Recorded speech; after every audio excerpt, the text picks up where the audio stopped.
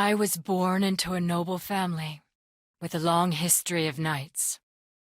I'm a girl, but I was rigorously raised as if I were a boy.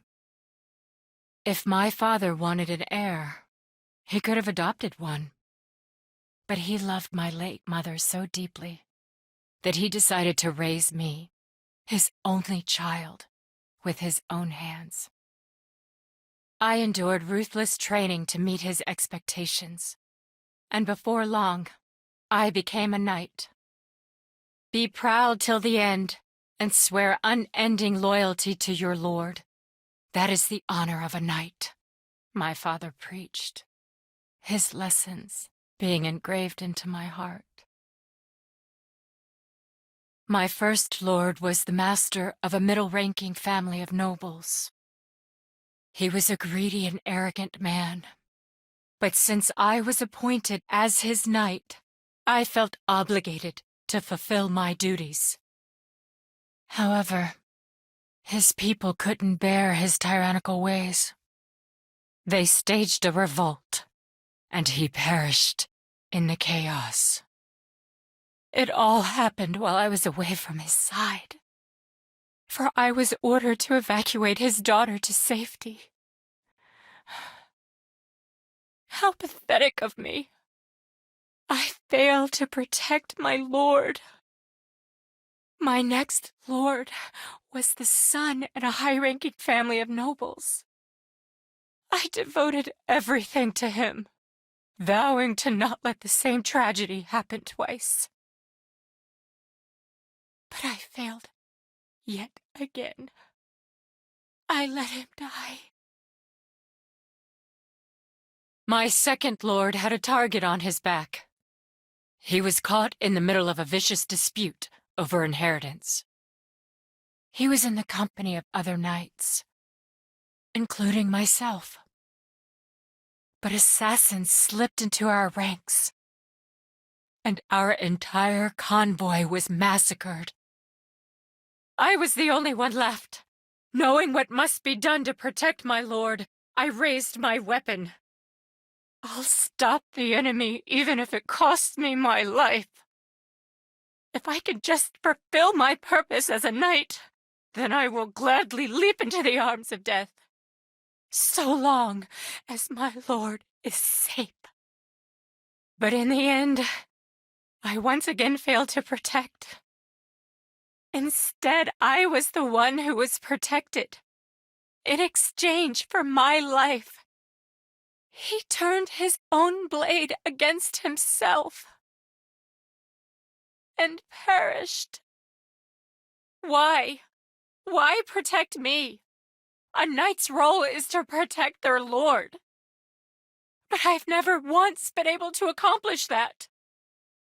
The harsh truth is, everyone who gets close to me ends up dead. I served many lords since then, for I knew I had to keep pushing forward. I even deliberately took on as many dangerous missions as I could. However, death came knocking at the doors of every lord I served. Powerless to prevent their deaths, I eventually became known as the Harbinger of Death. I thought the name suited me. After all, I let each and every one of my lords die. My ambition was to be a proud knight. But continuing on this path would just lead to more people suffering. If that is my fate, I will cast my knighthood away and live a life of solitude. The moment I made that decision, a young child paid me a visit. She said to me, "Would you do me the honor of serving as my knight?" I refused her, saying, "I am one who beckons death, and I will surely bring disaster your way." "You don't die because you are strong, and for that, I am alive." Hearing her words, I remembered who she was. It was her, the daughter of my first lord. Ah, I see. There actually was someone I was able to protect. I only ever counted the number of lives lost under my watch, never considering anything else. Even though there certainly were a number of lives I did save. If my sins are forgiven, I will take my oath as a knight once more. I will protect this child's future with my life. After spending the next several years together, a riot erupted in town. I escorted her to her carriage in an effort to help her escape. She climbed inside, and in that instant, the carriage burst into flames. I felt shards of wood and sparks graze my cheeks. Immediately, I thrusted my arms into the flames. I have to save her. I have to save the kind-hearted girl who believed in me. But the undying flames consumed everything, their heat preventing me from getting any closer to the wreckage.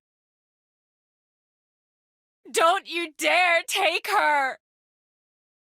If I am to be cursed with this fate of death, then take me instead. I'll die as many times as it takes. So please, spare her!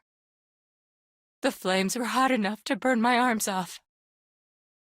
But that was nothing compared to the ice freezing my heart.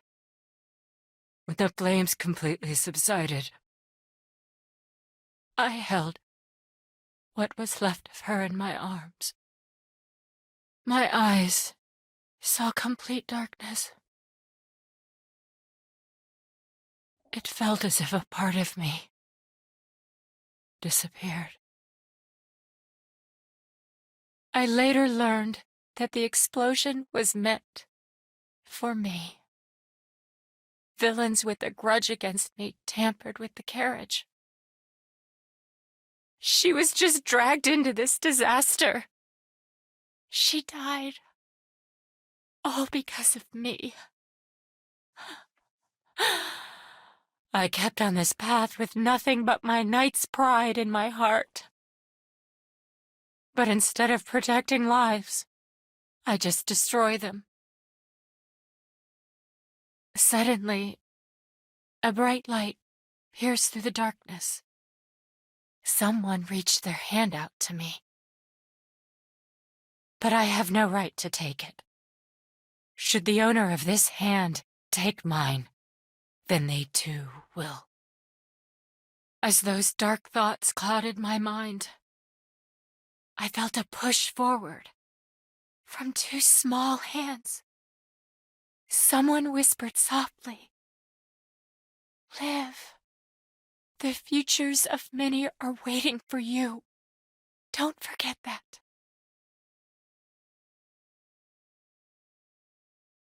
Yes, that's right. This is her final command to me. So I must answer to it. For I am a knight. I can't die. Not yet. I must live on. For I now know there is something I must do.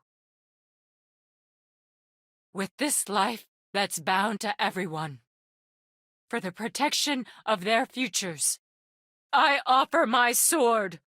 I swear this on my knights. On my pride.